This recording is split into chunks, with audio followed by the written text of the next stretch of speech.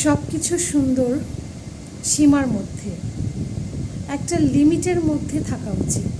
সব কিছুরই একটা লিমিট থাকে।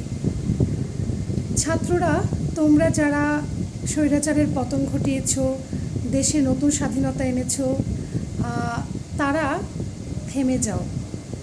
তোমাদের যতটুকু করার ছিল, তোমাদেরকে এই দেশের স্বৈরাচার পতনের জন্য যে ভূমিকা রাখার কথা ছিল, তোমরা সেটা খুব ভালোভাবে রেখেছ। কিন্তু তার মানে এই না তোমরা একজনের জীবন এভাবে নিয়ে নিতে পারো। তার মানে এই না যাকে খুশি তাকে পিটিয়ে মেরে ফেলার লাইসেন্স তোমরা পেয়ে গেছো। তোমরা থেমে যাও, তোমরা পড়াশোনায় ফিরে যাও। যে ঘটনাটা ঘটেছে, একটি ছেলে চুরির অপরাধে তাকে যেভাবে পিটিয়ে মেরে ফেলা হয়েছে নিষ্ঠুরভাবে, তার তীব্র প্রতিবাদ জানাচ্ছি, মনের গভীর থেকে তীব্র ঘৃণা জানাচ্ছি। এবং এই যে গণপিটুনি, এই গণপিটুনির বিরুদ্ধে সবাই সোচ্চার হন, নিজের বিবেককে জাগ্রত করুন।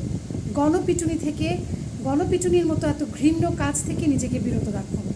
আর যারা ভিডিও করে মজা নিয়েছেন তাদেরকে বলবো, নিজের সামনে নিজে দাঁড়ান, আয়নায় নিজে দাঁড়ান, আয়নায় নিজেকে দেখুন এবং নিজের বিবেকের সামনে দাঁড়ান।